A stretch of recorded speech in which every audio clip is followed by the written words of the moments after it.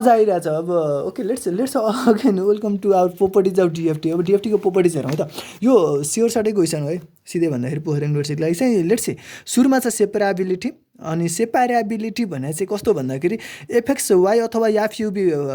हाम्रो फङ्सनल अथवा फरियर ट्रान्सफर्ममा हामीले के गर्न सकिन्छ त भन्दा can be obtained in 2 steps by successive applications of the 1D one dimensional Fourier ट्रान्सफर्मको युज गरेर दुईवटा स्टेपमा चाहिँ अब्टेन गर्न सकिन्छ भन्ने कुरा चाहिँ सेपरेबिलिटीले कस्तो ठिस भइदिएर ओके सेपरेबिलिटीले भन्छ ठिक छ। यसको लागि हामी के गर्यौँ त फरियर ट्रान्सफर्मको यो फर्मुला लेख्यौँ आपत्ति छैन ठिक छ नि त कुरा एउटै हो। अब यसमा हामीले के गर्यो त भन्दा यो छ नि यो जुन प्लस हो यसलाई हामीले ब्राकेट खोलिदिउँ भने यस्तो भयो। अब यसलाई छुट्टै र यसलाई छुट्टै हामीले कन्सिडर गऱ्यौँ भने हो यो बिचकोलाई हामीले कसरी गर्न मिल्छ लेट्स ध्यान दिएर हेर्नु होला एकचोटि यसलाई ध्यान दिएर हेर्नु होला के ब्लर छ छैन ओके गुड। सो यसलाई चाहिँ ध्यान दिएर हेर्नु होला एकचोटि है हो यहाँ तिमी चाहिँ हेर्नु त हामीले summation y equals to 0 to n - 1 F X comma y e to the power minus j 2 pi भी वाइ बाई यान गरेको छ नि त होइन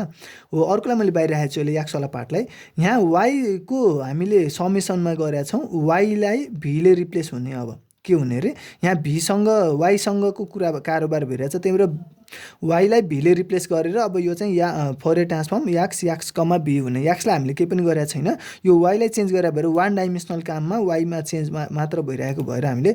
भीलाई चेन्ज गऱ्यौँ अरू लेख्नु परेन ठिक छ। यो भनेको फरियर ट्रान्सफर्म याक्स कमा भीले यो कुरा डेनोट गर्यो। यस्तै अब हामीसँग यो छ ठिक छ। अब यो भन्नु चाहिँ कस्तो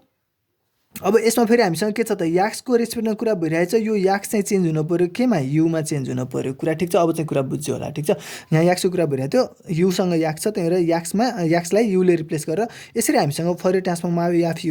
एफयुबीलाई हामीले के गर्न मिल्यो त भन्दा यसरी दुई स्टेपमा गऱ्यौँ नि त एक स्टेपमा वाइलाई लिएर गऱ्यौँ अर्को स्टेपमा याक्सलाई लिएर गऱ्यौँ यसरी दुईवटा स्टेप पार गरेर एफयुबी निकाल्न सकिने प्रोपर्टीलाई हामी सेपरेबिलिटी भनिन्छ ओके। अब यसमा यस्तो पनि हुन मिल्छ यसैलाई के भनेको भन्दाखेरि एफयुकोमा भी भनेको एफयु इन्टु एफ भी पनि हो है भनेर यसरी दुईवटाको छुट्टा छुट्टै वन डाइमेन्सनलको मल्टिप्लाई नै यसको डबल हो मतलब यो एफयुबी हो 2 डाइमेन्सनल हो भनेर जुन कुरा देखाउँछ यो प्रोपर्टी भनेको सेपरेबिलिटी हो ओके। अब एक्स कमा वाइलाई पनि एफएक्स इन्टु एफवाई गर्न मिल्छ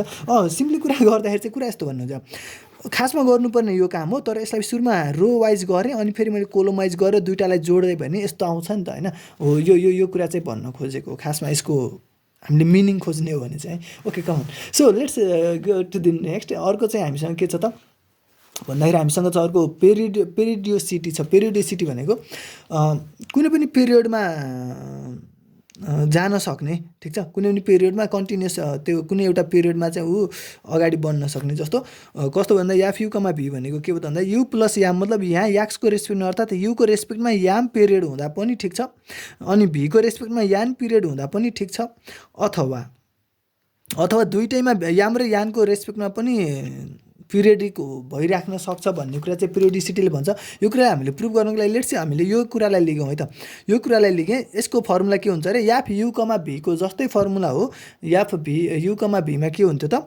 समेसन दुईवटा गऱ्यौँ एफ एक्स कमा वाइ गऱ्यौँ e to the power minus j 2 pi गऱ्यौँ अनि यहाँ u x by M plus v y by N हुन्थ्यो भने अब यसमा चाहिँ यो युको टर्ममा जति छ त्यतिलाई याक्सले गर्ने भीको टर्ममा यो भीको टर्ममा जति छ त्यतिलाई वाइले गर्ने। अब यसलाई हामीले ब्राकेट खोल्यौँ भने यस्तो हुन्छ कुरा ठिक छ यहाँसम्म अरू केही पनि छैन सिम्पल छ। अब यसलाई हामीले एक्स र वाइवालालाई के अरे यु र भीवालालाई हामीले एकै ठाउँमा राख्यौँ हामीले अगाडिको जस्तो युभी जस्तो बनाउनु खोज्यो र बाँकी भएकोलाई मैले छुट्टै गरेर यतातिर राख्यो भने एक्स प्लस वाइ हामीसँग यतातिर आयो किनकि याम र याम क्यान्सल आउट हुन्छ यो र यो अनि गएर यान र यान क्यान्सल आउट भएर एक्स र वाइ यतातिर आयो ठिक छ।